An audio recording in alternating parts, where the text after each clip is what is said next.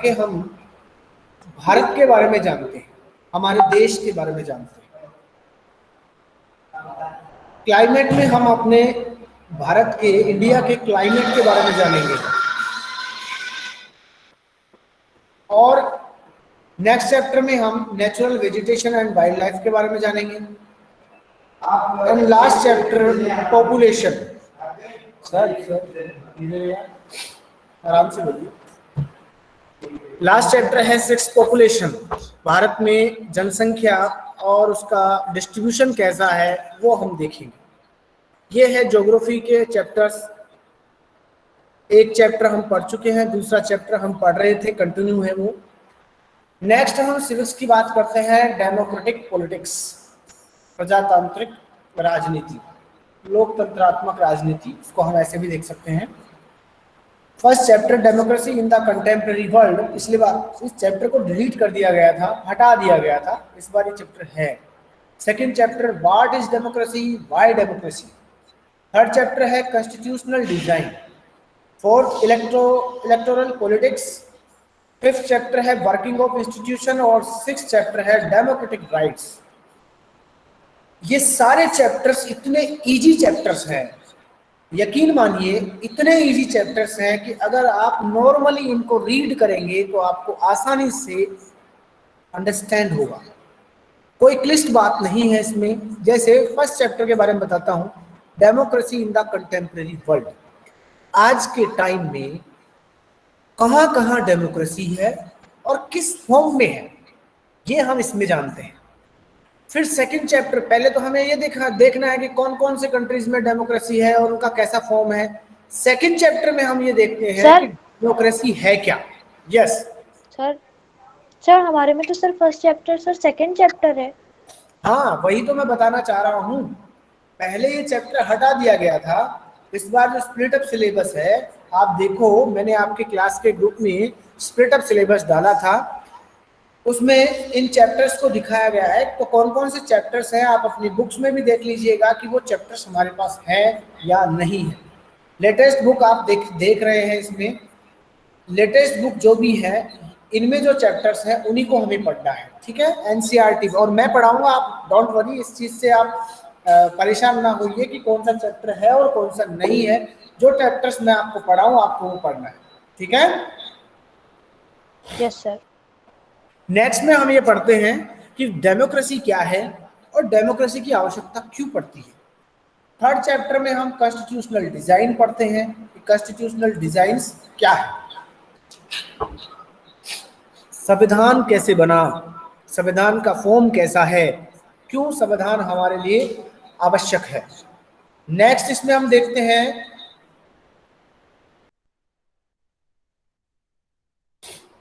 Electoral politics, जिसमें हमारा जो निर्वाचन है, इलेक्शन है, इलेक्शन कैसे होता है, इसकी प्रोसेस आगे कैसे बढ़ती है, लीडर्स क्या होते हैं, पार्लियामेंट क्या है, पार्लियामेंट के मेंबर्स कौन होते हैं, उनके क्या राइट्स हैं, उनकी क्या ड्यूटीज हैं, ये सब चीज़ें हम इलेक्टोरल पॉलिटिक्स में पढ़ेंगे।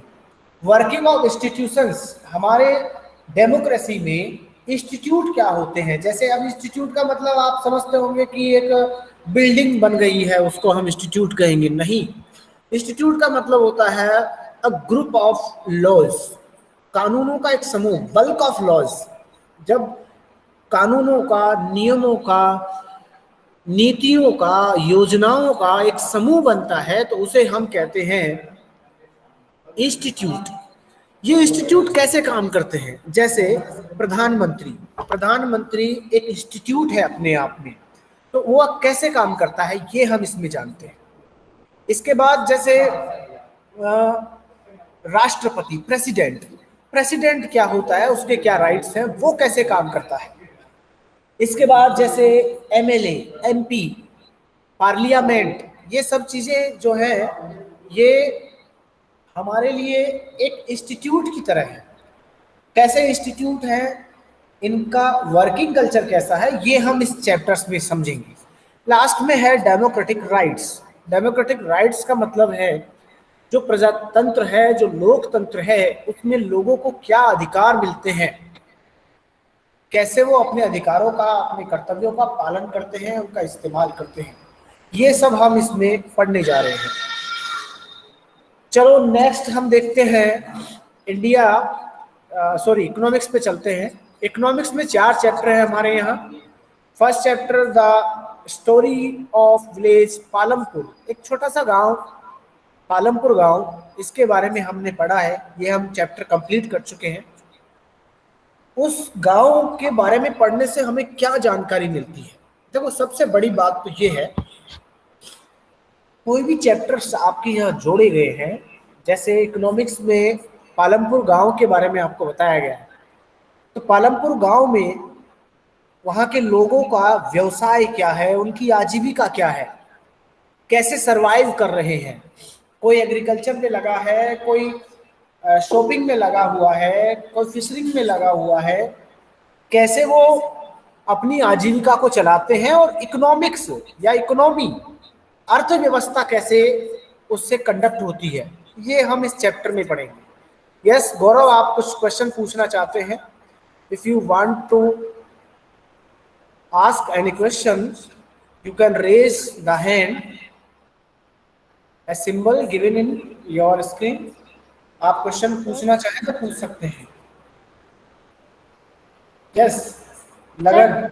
सर इकोनॉमिक, सर अर्थव्यवस्था तो सर सरकार चलाती है सर, राज्य सरकार, केंद्र सरकार।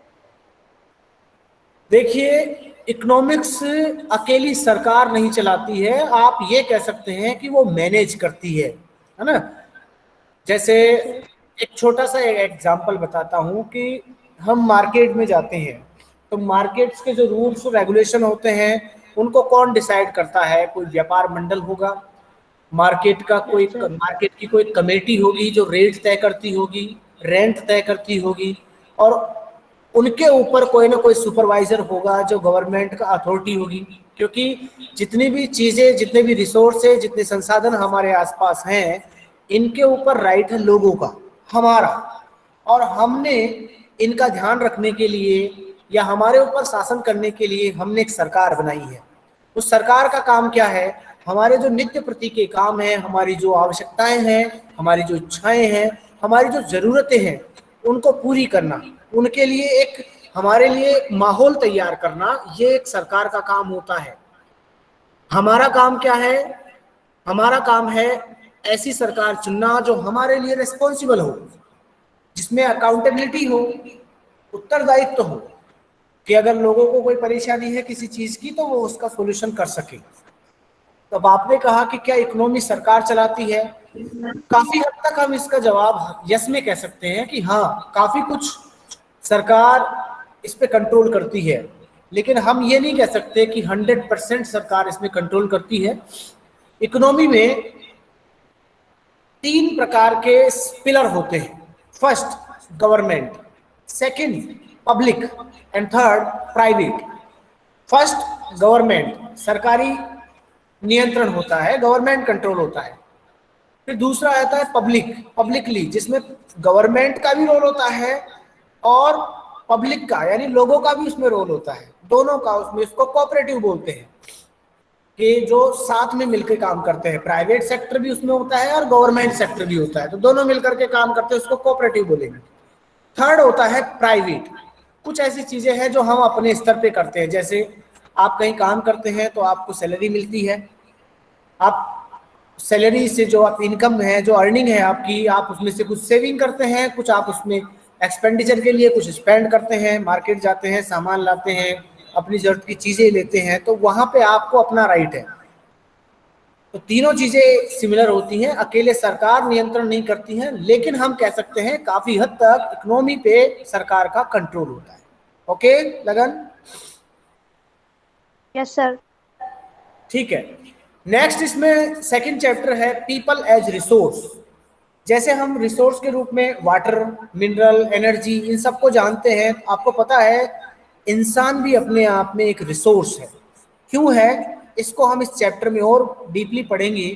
केवल इतना सा समझिए कि अगर किसी परिवार में, एक फैमिली में 4 लोग हैं और एक फैमिली में 20 लोग हैं, मैं आपसे जनरली क्वेश्चन पूछता हूं, आप जवाब दीजिएगा।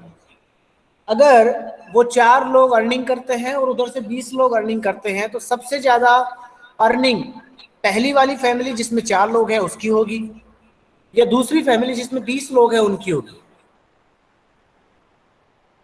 सर दूसरी जिसमें 20 फैमिली। लोग हैं। सेकंड, दूसरी वाली फैमिली। गुड। सेकंड फैमिली में क्यों होगी, वजह बताइए। सर उसमें क्योंकि ज्यादा पीपल अर्न करते हैं। क्योंकि वहां उसमें ज्यादा लोग हैं। ज्यादा लोग हैं इसका मतलब है कि वो कुछ ना कुछ उपार्जित करते रहते हैं, कुछ ना कुछ कमाते हैं, कुछ ना कुछ काम करते रहते हैं। तो जितने ज्यादा लोग होंगे, हो सकता है कि इकोनॉमी में उसका नेगेटिव प्रभाव भी हो सकता है इसका पॉजिटिव भी हो। जैसे जस्ट एक एग्जांपल के लिए मानिए, भारत में इस समय 28 स्टेट है। 28 स्टेट में सबसे जो छोटा स्टेट है, अगर पॉपुलेशन के हिसाब से देखा जाए तो सिक्किम सबसे छोटा स्टेट है, और अगर पॉपुलेशन के हिसाब से देखा जाए तो सबसे बड़ा स्टेट यूपी है। जनरली हम ये मानेंगे कि यूपी बड़ा स्टेट है तो शायद उसकी अर्निंग ज्यादा है, और सिक्किम छोटा स्टेट है तो उसकी अर्निंग कम है। लेकिन जब खुशहाली की बात करते हैं कि खुशहाल राज्य कौन सा है, तो यूपी से ज्यादा सिक्किम खुशहाल राज्य है। ऐसा क्यों? क्योंकि कम लोग हैं, संसाधन बहुत हैं, उनका इस्तेमाल कम हो रहा है और अच्छे से इस्तेमाल हो रहा है।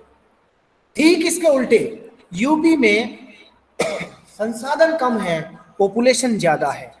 तो रिसोर्स पीपल को क्यों माना गया? क्योंकि इंसान भी काम के द्वारा, अपने वर्किंग कल्चर के द्वारा कुछ ना कुछ अर्न करता है, और वो देश की इकोनॉमी में अपना योगदान देता है।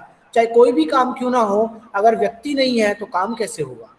इसलिए पीपल को एक रिसोर्स के रूप में माना जाता है। किसी देश की इकोनॉमी में उसकी पॉपुलेशन का बहुत बड़ा योगदान होता है। जैसे कोई छोटा स्टेट है तो एजुकेशन के लिए, है ना, मेडिकल के लिए कम खर्चे होंगे। बड़ा स्टेट है तो एजुकेशन, मेडिकल और ये सब चीज़ों के लिए ज़्यादा खर्चे होंगे। यही चीज़ हमें यहाँ समझनी है कि पीपल को रिसोर्स कैसे समझा गया है, वो हम इस चैप्टर में पढ़ेंगे। थर्ड चैप्टर है पॉवर्टी एज ए चैलेंज, गरीबी। एक कहावत है कि गरीबी इसलिए है क्योंकि गरीबी है। गरीबी इसलिए है क्योंकि गरीबी है। इंग्लिश में कहे तो पॉवर्टी बिकॉज पॉवर्टी इज, क्या बोल रहे हो? यस, पूछो। सर आप क्या बोल रहे हो, कुछ समझ में नहीं आ रहा। मैं ये कह रहा हूं कि ऐसा कहा गया है कि कहीं गरीबी है तो उसकी वजह है वहां की गरीबी। अगर कोई व्यक्ति निर्धन है, वो निर्धन इसलिए है क्योंकि वो निर्धन है। इसको हम इस चैप्टर में भी समझेंगे। अभी मैं आपको इतना सा समझाता हूं। अगर किसी व्यक्ति की अर्निंग कम है, सैलरी कम है, या वो कम कमाता है, घर में खाने वाले बहुत हैं, तो वो उसका जो डेवलपमेंट है, जो अन्य चीज़ों के लिए जो खर्चे हैं वो नहीं कर पाएगा, अन्य फैसिलिटीज़ प्रोवाइड नहीं करवा पाएगा। वो केवल अपनी ज़रूरत की चीज़ों को ही पूरी कर पाएगा, और मेनली ज़रूरत की चीज़ें क्या है? रोटी, कपड़ा और मकान। इन चीज़ों की ही आवश्यकता की पूर्ति कर पाएगा, कुछ एक्स्ट्रा नहीं कर पाएगा वो। तो गरीब है इस वजह से। अब गरीबी के कारण क्या है, ये हम इस चैप्टर में जानेंगे। इसके प्रभाव क्या होते हैं? अगर पॉवर्टी है तो इसके क्या इफेक्ट होंगे, क्या डिफेक्ट होंगे, ये हम इस चैप्टर में जानेंगे। मैं केवल आपको इंट्रो दे रहा हूं इस चैप्टर का, कि इस चैप्टर में हम क्या पढ़ने जा रहे हैं। नेक्स्ट है फूड सिक्योरिटी इन इंडिया, खाद्य सुरक्षा, फूड सिक्योरिटी। क्योंकि आपने देखा होगा मेल न्यूट्रिशन की वजह से बहुत से बच्चे भारत में बीमार होते हैं। हजारों लाखों की संख्या में ऐसे लोग हैं हमारे भारत में जिनको पौष्टिक भोजन नहीं मिलता, न्यूट्रिशंस नहीं मिलते। यहाँ तक कि आपको बड़ा ताज्जुब होगा, भारत में ऐसे बहुत से परिवार हैं जिन लोगों को ये पता भी नहीं है कि प्रोटीन क्या होता है, कार्बोहाइड्रेट्स क्या होते हैं, विटामिन्स क्या होते हैं। समझ रहे हो मेरी बात को आप? लोगों को पता ही नहीं सर है। यस। सर भारत सरकार ने सर इसके लिए सर कुछ बनाया ना सर, एक समिति या कुछ ऐसा सर, जो पोषण वो सर बच्चों को पहुंचा सके पोषक तत्व, बिल्कुल बेटा। पोषण जो कर आपको मैं सके। बताऊं, एक आज एक जानना, न्यूज पे, इंटरनेट पे सर्च करना। एक व्यक्ति है पीसी लकड़ा वाला, लकड़ा वाला व्यक्ति का नाम है, उनके अंडर में कमेटी बिठाई गई कि जो गरीबी है, गरीबी की वजह से कितने लोग हैं भारत में जो गरीब हैं, क्या कारण है उनके गरीबी के। उनमें एक रीजन ये भी है कि गरीब लोगों में कुपोषण ज्यादा पाया जाता है। इसलिए फूड सिक्योरिटी क्यों आवश्यकता है, क्योंकि भारत एक बहुत बड़ा राष्ट्र है। कभी भी कोई भी प्राकृतिक आपदा आ जाती है, कभी फ्लड होता है, कभी भूकंप आ जाता है, कभी महामारी फैल जाती है। अब जैसे इस समय महामारी फैल रही है, अगर government of India food security ना करती तो बहुत से लोग हैं जो भूखे मर जाते हैं। तो फूड सिक्योरिटी क्यों जरूरी है, फूड सिक्योरिटी क्या होती है, ये सब चीजें हम इस चैप्टर में पढ़ेंगे। लास्ट हम पढ़ रहे हैं, लास्ट जो बुक है हमारी 4th नंबर, वो है हिस्ट्री। और हिस्ट्री में हम एक चैप्टर कंप्लीट कर चुके हैं, द फ्रेंच रेवोल्यूशन। इसमें हमने फ्रांस में जो रेवोल्यूशन हुआ और फ्रांस से जो पूरे विश्व ने कुछ चीजें जो सीखी हैं उनके बारे में हमने इसमें जाना।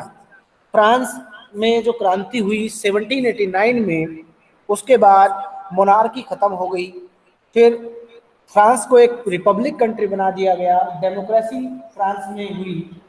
उसके बाद नेपोलियन का उद्भव हुआ, नेपोलियन का फ्रांस में आगमन होता है और जो मोनार्की खत्म हुई वही मोनार्की वापस से एस्टैब्लिश होती है। नेपोलियन ने पूरे विश्व में यूनिफिकेशन, नेशनलिज्म की भावना को बढ़ाया। धीरे धीरे नए नए राष्ट्रों का निर्माण हुआ। ये फ्रेंच रेवोल्यूशन से स्टार्ट होता है, जो हमने फर्स्ट चैप्टर में पढ़ा है। नेक्स्ट चैप्टर्स में हम Nazism and the rise of Hitler के बारे में जानेंगे। नाजीवाद क्या होता है, हिटलर का उदय कैसे होता है, कौन है हिटलर, इन सब के बारे में जानेंगे। यस गौरव वर्मा, कोई क्वेश्चन है तो आप पूछ सकते हैं। अगर आप रेस हैंड करते हैं तो मुझे ऐसा लगता है कि आप कुछ पूछ रहे हैं। ठीक है, थर्ड इसमें नाजिज्म को पढ़ेंगे हम। उसके बाद में लाइवलीहुड, इकोनॉमिक एंड सोसाइटीज, लोगों की आजीविका, उनकी अर्थव्यवस्था उस समय की, उसको हम पढ़ेंगे। पेस्टोलियस्ट इन द मॉडर्न वर्ल्ड, ऐसे लोग जो रूढ़िवादी चीजों से आगे बढ़ते हैं और नए संसार में इन लोगों का कैसे आगमन होता है। जैसे पीजेंट्स हैं, फार्मर्स हैं, आर्टिजन्स हैं, इन लोगों का कैसा वर्ल्ड है, कैसा संसार है, उनके बारे में हम जानते हैं। नेक्स्ट में हम history and sport, the story of cricket, cricket का क्या इतिहास है वो हम इसमें पढ़ेंगे। उसके बाद में क्लोथिंग, कपड़े का संसार, एक तरह से कपड़ा कहाँ से आया, इसका सामाजिक इतिहास क्या है, वो हम इसमें पढ़ेंगे। तो बहुत इंटरेस्टिंग रहने वाला है हमारे लिए सेशन। एंजॉय कीजिएगा मेरे साथ। हिस्ट्री, ज्योग्राफी, सिविक्स और इकोनॉमिक्स, चारों ही सब्जेक्ट बड़ी इंटरेस्टिंग है, बहुत मजा आने वाला है। यहाँ तक मेरा इंट्रो था अपनी सब्जेक्ट का। अब आपके कोई डाउट्स हो, कोई क्वेरीज हो जो मुझसे आप पूछना चाहें तो पूछ सकते हैं, अदरवाइज हम क्लास को यहीं खत्म करेंगे। सर यस सर हिस्ट्री का सेकंड चैप्टर नहीं हाँ, इसमें पढ़ेंगे? हाँ हटा दिया गया है, पहले था उस चैप्टर को हटा दिया है। Yes sir. सेकंड चैप्टर बेटा रशियन रेवोल्यूशन है। कौन सा है? Russian revolution. Sir Europe and Russian revolution. Yes, socialism in Europe and the Russian revolution, ये चैप्टर। ठीक है, वो इसमें से हटा दिया। सर यूरोप आधा रशिया रखता है ना सर? क्या? सर यूरोप आधा रशिया रखता है ना सर अपने हिस्से में? हाँ, लगभग काफी कुछ ऐसा हिस्सा है। मतलब जो रशिया है ना, रशिया का कुछ पार्ट है जो यूरोप में आता है, रशिया का कुछ पार्ट है जो एशिया में आता है। और कोई उसको चीज डिसाइड नहीं है सर किधर है किधर है। चलिए नोट करने की बात है, जो आप नोट कर लीजिएगा, नेक्स्ट क्लास में हम कंटिन्यू करेंगे। देखिए सबसे पहले आप टाइम शेड्यूल नोट कर लीजिए, आपके क्लास के ग्रुप में डाल दिया गया है आपको। आपका टाइम शेड्यूल चेंज हो चुका है, क्लास का टाइमिंग चेंज हो चुका है। अब आपकी क्लास 10:30 बजे से 12:30 तक होगी। डेली आपकी 3 क्लास होगी। सेकेंड, टाइम शेड्यूल के बाद आप अपना डेली रूटीन सेट कर लीजिए टाइम शेड्यूल के अकॉर्डिंग, ठीक है। इसके बाद आपको अपना होमवर्क उसको आपको कंटिन्यू रखना है। हॉलीडे होमवर्क आपने सबने कर लिया है, वो आप मुझे सबमिट करते रहिए। इस महीने के लास्ट तक हर एक स्टूडेंट का होमवर्क मेरे पास सबमिट हो जाना चाहिए। फोर्थ, जो भी आपको एक्टिविटी करवाई जाती है आप उन एक्टिविटीज में पार्टिसिपेट करिए और प्रॉपर फीडबैक दीजिए। एंड लास्ट, अगर कोई भी आपको डाउट्स होते हैं कभी भी, जब आपकी क्लास होती है, क्लास के बाद में जब आप उसको रिवाइज करते हैं लेसन को, जब आप जानते हैं समझते हैं इस चीज को कि अब हमें क्या पढ़ना है, कैसे पढ़ना है, कहाँ हमें प्रॉब्लम आ रही है, तो वो चीज आप मुझसे डायरेक्टली पूछ सकते हैं। तो मैं समझता हूँ काफी कुछ चीजें आपको समझ में आई होंगी आज की क्लास से, काफी कुछ आपको समझ में आया होगा। ठीक है, हम क्लास को यहाँ खत्म कर सकते हैं। Okay yes sir. ओके।